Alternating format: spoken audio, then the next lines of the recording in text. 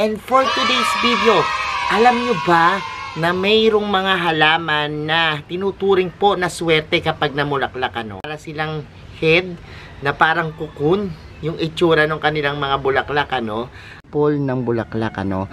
Napakaswerte po. Kung halimbawa po magkaroon kayo nito, mabibilog din na parang pahaba. Yan, oval shape yung kanyang korte. Po ay sumisimbolo ng unconditional love. Sabi ko nga sa inyo, beauty, no? At syempre po, yung kindness, no? So, napakaganda po ng simbolismo ng... Hello everyone! This is Sir Mr. Mini Dino Park and Eco Garden and welcome back sa ating YouTube channel. And for today's video, alam nyo ba na mayroong mga halaman na tinuturing po na swerte kapag namulaklak, ano? Pero kakaiba yung mga bulaklak nila. Parang may pattern kasi, no? Doon sa ating mga previous video, napansin natin na mayroong mga halaman na kapag halimbawang namulaklak, ay magkakamukha po yung kanilang mga forma, no? Sila yung mga halaman na masuswerte, no? Pero ito pong mga halaman na napasama sa listahan na to, pare-parehas rin po, meron po silang kakaibang bulaklak, ano? Actually, pag nakita mo sila, para silang head na parang kukun, yung itsura ng kanilang mga bulaklak, ano? At sinasabi nga na medyo matagal at mahirap palabasin yung mga bulaklak nito.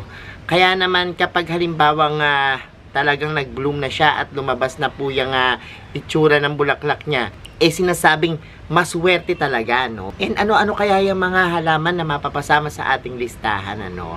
Ano kaya yung mga itsura nila, no? Parang nakaka-curious, ano? Ayan yung pag-uusapan natin sa ating pagbalik. Kaya ako ready na kayo mga ka-MDP. Tutok lang po.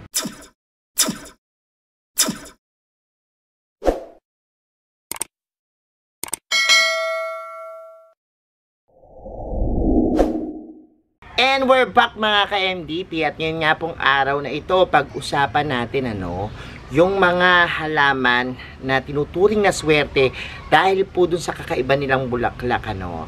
Actually, pare-pareho po sila na tinutubuan ng ganitong forma. Ang tawag po dyan ay inflorescence, no. Ano nga ba inflorescence? Yung inflorescence po is a complete flower head, ano, ng isang halaman. Kapag ito po'y lumabas, kasama na po dyan yung stems, stalks, bracts, at saka po yung mismong flower nila dun sa gitna, ano. Minsan, maguguluhan tayo kasi sabihin natin, ano bang klase to? Parang bunga ba to? Or parang cocoon? Or parang nakabalot na something, no, sa halaman, ano. Pero ito po yung inflorescence, ano. And dyan po nakalagay yung mga bulaklak ng halaman. At oras po na ito ay talagang bumuka na, makikita nyo po yung kanyang pinaka gitna kung saan makikita po yung mga flowers, ano. And dahil nga itong inflorescence ay parang nasa kanya na lahat, parang kumpleto na, holistic, parang sinisimbolo niyan ay yung pagkakumpleto ng ating buhay, ano. And parang lahat ng biyaya ay makukumpleto kapag halimbawang nag-bloom yung ating halaman. So yan yung paniniwala dyan sa inflorescence, ano. Pero sabi ko nga, minsan medyo madalang po yung paglabas nitong mga inflorescence na tinatawag, ano. Marahil po dahil bata pa yung halaman. Kasi po, kailangan yung maturity ng isang halaman para mapalabas ito. At the same time po, mabigay yung kompletong pangangailangan ng halaman. Kapag inaalagaan yung mabuti yung halaman nyo at binibigay nyo lahat-lahat ng pangangailangan nila, lalabas po ito, ano. Minsan din po, kinakailangan niyang ma-stress, no. Nagtataka kayo, bakit kailangan ma-stress, ano? Kasi po, ganyan po yung mga halaman minsan. Kailangan nilang ma-stress para lumabas yung pinakamagandang bulaklak nila, no? So, ganyan po yung nangyayari dun sa ating mga halaman. Para mapalabas yung kanilang inflorescence, kailangan nilang ma-stress. Sa tao kasi, pag halimbawang nai-stress, talagang pumapangit, ano? Pero sa halaman, pag nai-stress, it's either gumaganda o maglabas na magandang bulaklak, ano. So, yan po. At ngayong araw na ito, meron tayong 5 sa ating listahan ng mga halaman na mayroong inflorescence at kapag nag-bloom yung mga bulaklak nila, talaga namang masuswerte. Ikutin po natin yung ating garden, papakita ko sa inyo yung mga itsura at syempre pag-usapan natin yan. Kaya samahan nyo ko. Sa una po nating halaman, itong mga aglonemas o mas kilala sa tawag na Chinese evergreen. Isa po siya sa mga halaman na mayroong magagandang mga dahon at makukulay po yung mga varieties ng mga aglonemas Sinasabi pong kapag halimbawa pong lumabas na yung inflorescence dito sa ating halamang ito, maswerte po at nangangahulugan po yan ng good luck, purity, nature and positive energy. Isa po ito sa mga auspicious plant o masuswerteng halaman na talaga namang laging napapasama sa listahan na dapat nyong alagaan. Maganda pong ipang display. Narito po yung example ng bulaklak ng ating mga aglonema Kung mapapansin nyo, meron siyang ganyan parang bracts yan. Tapos meron po siya dun sa gitna na parang mga flowers So ganyan po yung bulaklak ng mga aglonema. Madalas ako makakita dito sa ating garden ng mga bulaklak ng aglonemas. Minsan po tumatagal ito ng weeks minsan gustong gusto ko silang pagmasdan pero meron po akong ginawa diyang video yung kinuha natin tong ating mga bulaklak ng mga aglonemas kasi nga po kapag halimbawa pong meron kayong bulaklak dahil nga po itong mga aglonemas, ang bentahe po nito ay yung magagandang dahon, hindi naman yung bulaklak So ito po madalas tinatanggal para po mapunta yung energy dun po mismo sa mga dahon nila at makapagbigay daan po sa mas magandang mga kulay at syempre sa mas malalaking dahon.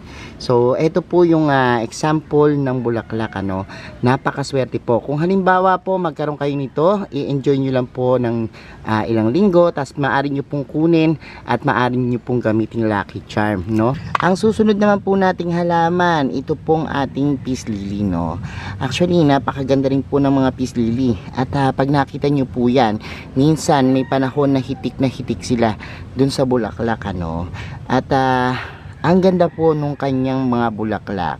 Yung fluorescence niya po, kinukonsist po yan ng spadix na tinatawag tsaka spot.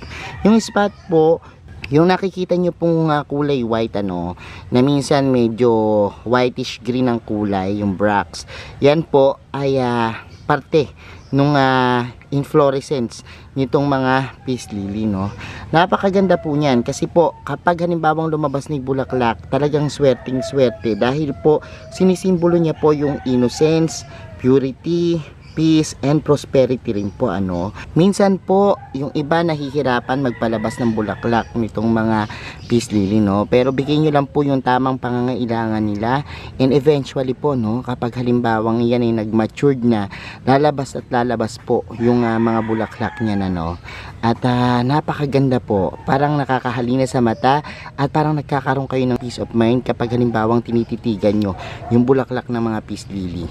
Sa pangatlo naman nating halaman, ito pong selum meron ako ditong giganting selum sa ating garden at napakalaki na Actually madalas ko po yung ipakita sa ating video Ito pong selum, napakaswerte, tinatawag nga pong sahod yaman dahil nga po dun sa kanyang simbolismo na prosperity and good fortune. Swerteng-swerte din po yung kanyang bulaklak.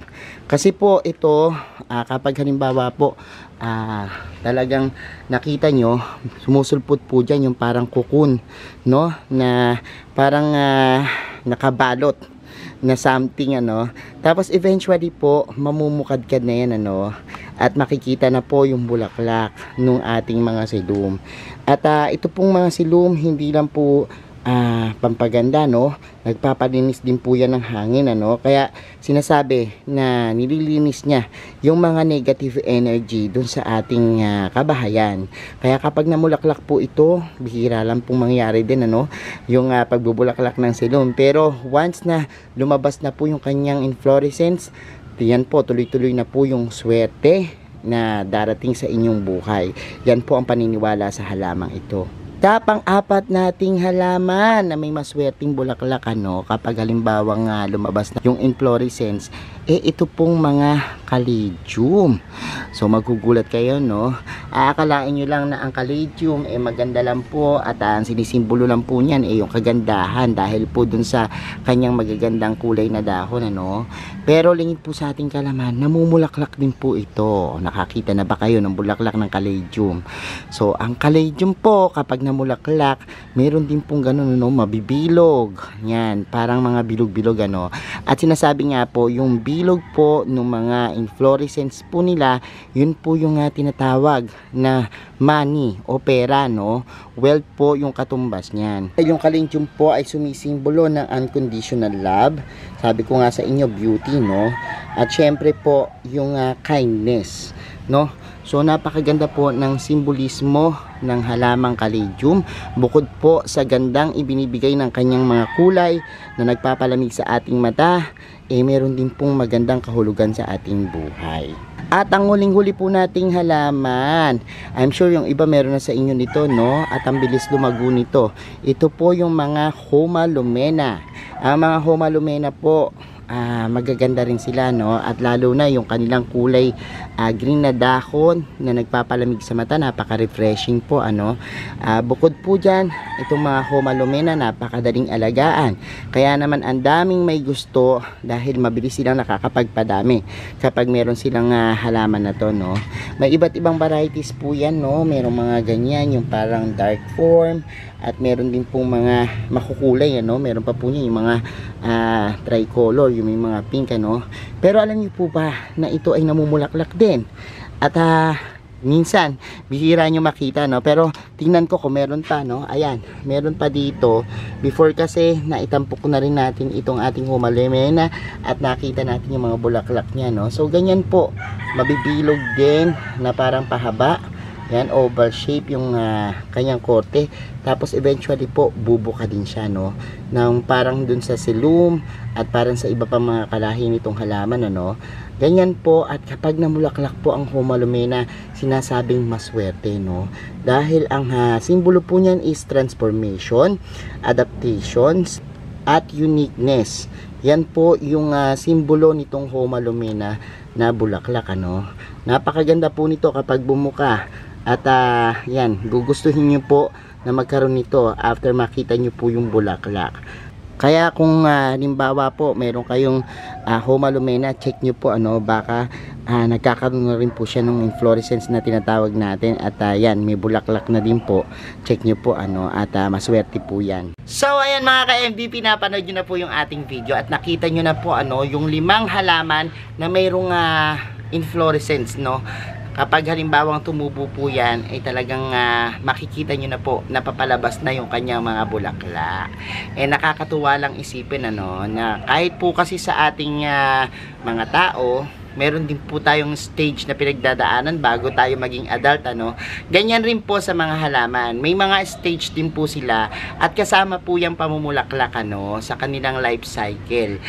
Sabi ko nga po, may iba't ibang factor para mapatubo, mapalabas, at talagang makita natin yung mga bulaklak nila, Isa po yan sa mga talagang atraksyon sa nila na talaga namang pag nakita natin ay talagang mapapawaw tayo dahil sa wonder ng nature, Actually, ito po yung mga gabay na halaman lamang at nakadepende pa rin po sa ating mga kamay yung ating swerte, At sabi ko nga po sa inyo, manalangin tayo sa Diyos, sabayan ng pagkilos, yung ating pagpupursige, kasipagan, yan yung magbibigay sa atin ng totoong swerte, At maabot natin yung pangarap natin sa buhay. Thank you so much mga ka-MVP. Meron na ba kayo ng mga halaman na yan? Check nyo po kung meron kayo, at tingnan nyo po kung namulaklak na sila, At comment nyo lang po dyan kung napabulaklak nyo na po yung mga halaman yung ganyan. At yan, thank you so much sa lahat na nagla-like, nag-share at nagko-comment sa ating video. Sa mga hindi po nagsasubscribe sa ating YouTube channel, kung bet na bet nyo po yung ganitong usapan, yung plants and gardening, mag-subscribe na po kayo. Huwag nyo pong kalimutang i-hit yung notification bell para laging updated sa ating mga recently uploaded videos. At syempre po sa iba't iba nating social media accounts, sa ating TikTok, Instagram, Facebook pages, search lang po Hermes Unajo or Mini Dino Park and Eco Garden. Makikita nyo na yan. Salamat ng maraming mga ka-MDP, and this is Hermes Unajo. Nagsasabi po sa inyo ng Happy Planting! Bye-bye!